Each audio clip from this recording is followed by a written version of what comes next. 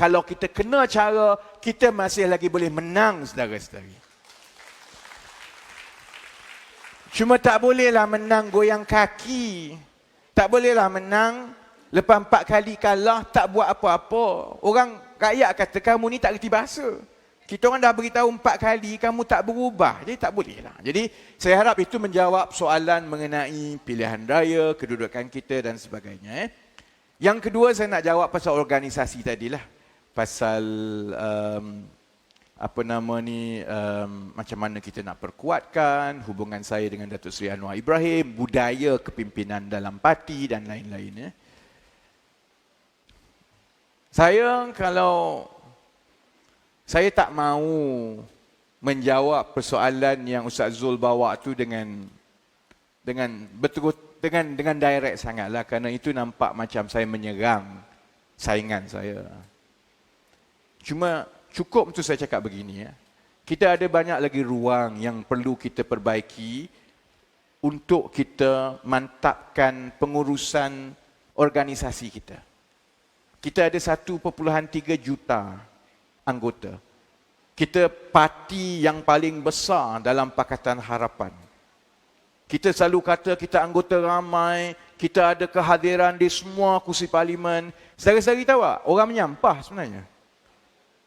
Kalau kita cakap kita ramai, kita besar saja, tapi pembawaan kita, penjenamaan kita, keberkesanan kita, kecekapan kita itu tidak melambangkan organisasi yang ada 1.3 juta. Orang menyampahlah. Jadi ada banyak isu pentadbiran dan pengurusan yang perlu diselesaikan. Saya tak payah sebut dengan mendalam kerana saudara-saudari tahu anggota parti. Cuma saya nak sebut, jawab macam ini Ustaz Zul. Segala sistem yang ada dalam parti sekarang ini, baik dari segi pendaftaran atas talian yang membolehkan keanggotaan naik mendadak. Lepas kita buat, parti-parti lain semua tukar. Semua buat pendaftaran atas talian. Sistem ranting, sistem cabang, sistem ranting-ranting pendaftaran. Saudara-saudari tahu tak, ini semua dibuat dalam tempoh pendek 2 tahun saya jadi Setiausaha Agung. Setiap sistem yang ada sekarang dalam parti itu, termasuklah perlembagaan yang ada sekarang, semuanya diwarisi dari tempoh 2 tahun saya jadi Setiausaha Agung. Jadi kalau tanya saya, apakah ruang untuk kita memperbaiki keadaan? Memanglah banyak ruang. Kerana saya kali terakhir jadi Setiausaha Agung 2016. Sekarang dah 2022. Benda yang saya buat tahun 2014-2015 itu sepatutnya tak pakai dah. Dah lama dah.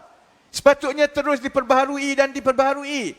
Tapi kerana kita tak buatlah. Jadi bila tak buat, mudah untuk pakai saja apa yang telah ditinggalkan oleh Setiausaha Agung yang dulu. Jadi kalau tanya saya, banyak benda yang boleh dibuat. Sepatutnya semua sekarang pakai elektronik dah. Sepatutnya semua sekarang pakai app dah. Tak payah dah cerita nak semak sana. Banyak benda yang boleh kita buat supaya kita juga boleh memastikan setiap anggota kita itu tahu cara yang nak menyumbang dengan baik terus. Kita ada banyak anggota yang duduk luar negara, yang duduk di bandar-bandar, yang terpelajar, tapi dia tak suka turun ke depan. Ada cara untuk mereka menyumbang. Kita mungkin boleh minta RM50 sebulan kot. Kot setiap seorang dia boleh sponsor 1 kursi parlimen dekat Perak. Tapi kita tak pernah usahakan. Jadi banyak perkara yang sebenarnya boleh dibuat.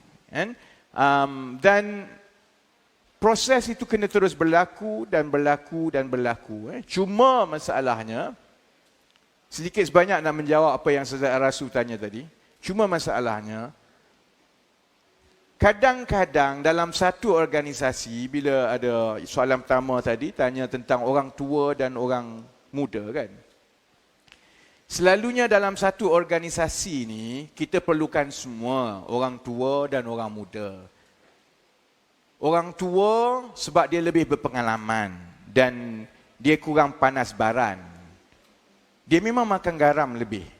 Jadi dia tahu, aku dah buat dulu, tak menjadi. Kau nak buat bolehlah, tapi tak menjadilah kan. Yang muda ni selalunya dia lebih ideal. Dia belum lagi tergigit. Tangan dia tak terbakar lagi. Dia macam anak kita lah. Kalau kita nasihat, dia tak dengar. Dia nak main api juga. Terbakar tangan baru dia faham.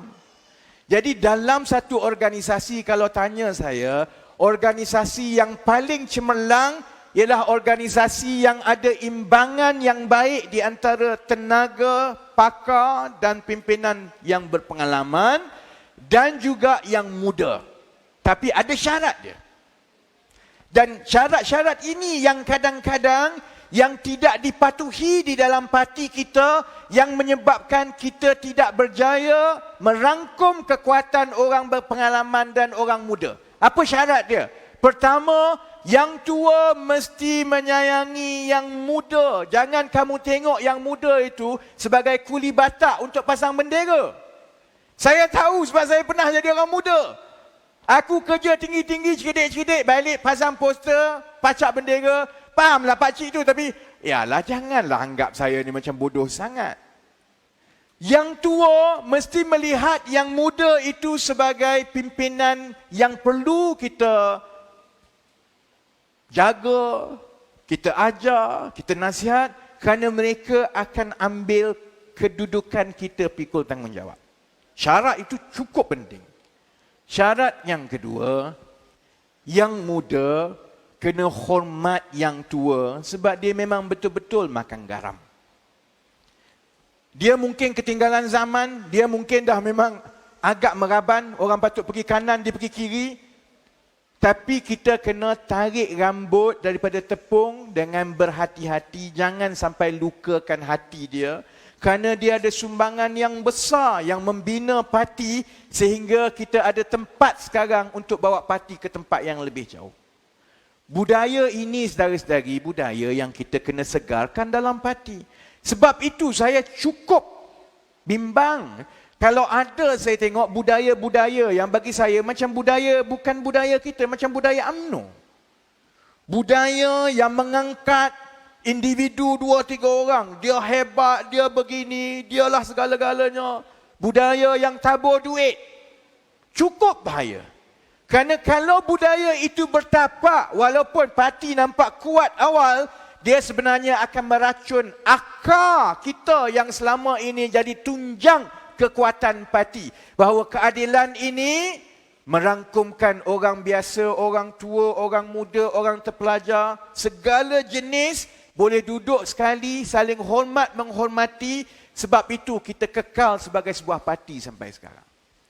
Jadi berbalik pada soalan Arasu tadi kan, organisasi selalunya bila lama sangat berada di sesuatu tempat, ataupun kalau tiba-tiba kita jadi seorang pimpinan yang begitu kanan, kalau kita tidak berhati-hati, kita akan, orang kata kita jadi bayang kita itu menyebabkan ia menyembunyikan orang-orang lain. Jadi kalau contohnya pimpinan India, selepas kita menang PRU 2018, watak pimpinan India dalam Pakatan Harapan ialah watak-watak menteri daripada Pakatan Harapan. Kalau nak bercakap soal isu India, tanya menteri berbangsa India itu, tanya menteri berbangsa India ini. Bila kalah, kerajaan hilang lepas 22 bulan, tak ada menteri, tiba-tiba nak harapkan yang sebelum ini bukan menteri, tiba-tiba nak melonjak, susahlah. Kerana selama 22 bulan, memang tumpuan telah diberikan kepada yang senior-senior, yang kanan, yang menteri ini. Dan oleh kerana mereka menteri dan menteri berbangsa India tak ramai, dia menjadi penghalang kepada pimpinan-pimpinan India yang lain untuk naik. Sebab dah ada yang senior. Jadi sebab itu sekarang, kita kena kembali kepada landasan yang baik. Yang asal. Pimpinan parti pun kena ingat, lepas ini kalau kita menang sekali lagi Putrajaya, janganlah sibuk sangat dengan menteri. Menteri tak menjamin kemenangan kita, saudara-saudari. Bagus juga ada hikmah kita dirampas mandat 2020. Kerana dia akan mengingatkan kita kekuatan parti yang akan membolehkan kita menang dalam pilihan raya yang berterusan. Bukan menteri, saudara-saudari. Tapi oleh kerana jiwa rakyat, tenaga yang di bawah, menteri yang berhutang dengan saudara-saudari ini. Kerana kalau saudara-saudari di bawah tak buat kerja, menteri itu jadi menteri satu penggal saja sampai bila-bila dia tak jadi menteri dah. Baik. Jadi soalnya dalam konteks yang sama saya dengan Datuk Seri Anwar contohnya kan. Adakah saya ini jenis yang cium tangan? Saudara saya tahu saya bukan cium tangan. Baik dengan Tun Mahathir ke, baik dengan Datuk Seri Anwar, baik dengan siapa-siapa. Saya tidak dibesarkan untuk cium tangan. Saya tak reti bodek, saya tak reti puji, saya tak reti semua tu. Saya hanya reti satu je, saya reti buat kerja je. Kalau bagi saya kerja, saya buatlah sampai jadi. Saya tak tengok dah kiri kanan ke apa, saya buat sampai jadi. Kalau bagi saya tanggungjawab, kamu kena bagi menang pilihan raya. Aku buatlah bagi menang pilihan raya. Adakah itu bermakna saya ada masalah boleh bekerja atau tidak dengan Datuk Seri Anwar? Tak ada masalah. Malah kita orang bekerja dengan baik selama 20 tahun sebab macam itulah. Dia jenis yang lebih sastera, yang lebih diplomatik. Dia pandai bercakap dengan anggota dan pimpinan. Saya jenis, aku pukul kau kalau kau salah. Jadi, gabungan itu telah pun menghasilkan sesuatu yang baik setakat ini. Kan? Mungkin orang tidak selesa dengan cara saya. Sebab itu saya faham, lepas menang 2018, isyarat daripada pimpinan parti itu cukup jelas bahawa kehadiran saya mungkin menyukarkan keadaan kerana Tun Mahathir tak suka kat saya. Jadi sebab itu saya tak kecil hati bila antara keputusan paling awal yang pimpinan parti buat ialah menggugurkan saya daripada Majlis Presiden Pakatan Harapan. Tak pernah keluar pun, saya tak pernah cakap pun sebelum ini. Saya terima. Sebab pandangan pimpinan pada ketika itu, Rafizi ni keras dengan kasar. Tun Mahathir tak suka. Jadi kalau Tun Mahathir tak suka, tak selesa dalam Majlis Presiden, nanti dia gunakan alasan itu untuk tidak serahkan kuasa kepada Datuk Seri Anwar. Saya terima. Sebab itu saya pun berundur. Saya bukan menteri. Saya bukan ahli parlimen. Masa itu, tanggungjawab untuk menjaga populariti parti dengan rakyat bukan atas watak-watak macam saya. Tanggungjawab itu adalah tanggungjawab menteri. Rakyat tengok menteri. Jadi bagilah kat menteri. Sebab itu kalau tanya saya, adakah perbezaan watak dan pembawaan antara saya dengan Datuk Seri Anwar ini ada masalah ke tidak? Saya tak rasa ada masalah. Datuk Seri Anwar kenal saya daripada umur saya 17 tahun. Dia memang tahu saya keras kepala. Sebab tu dia kata dia ni keras. Memanglah saya keras daripada dulu. Dengan siapa-siapa pun saya macam ini. Cuma saya rasa ramai orang boleh terima pendekatan saya sebab saya tak bohong. Saya tak reti bohong, saya tak reti khianat, saya tak reti bodek, saya tak cakap benda lain belakang-belakang. Kalau macam itulah. Suka-suka, tak suka, macam mana? Cuma yang kita kena tanya, pendekatan yang macam mana yang rakyat nak untuk kita masuk pilihan raya? Pendekatan yang macam mana yang boleh memenangkan undi rakyat kepada kita, itu yang lebih penting. Bukan lebih penting Rafizi ni macam mana ke apa itu. Tak penting. Sebab kita nak pilih general yang boleh bawa masuk menang dalam pilihan raya. Saya rasa, ini saya nak cakap besar sikit lah. Saya rasa rakyat lagi suka orang macam saya yang cakap memang tak kona-kona. Rakyat tak suka ahli politik kona ni. Sekejap macam itu, sekejap macam ini, sekejap kemah besar, sekejap batang itu, sekejap yang ini. Rakyat kata, oi, berapa kali kamu nak tukar ni?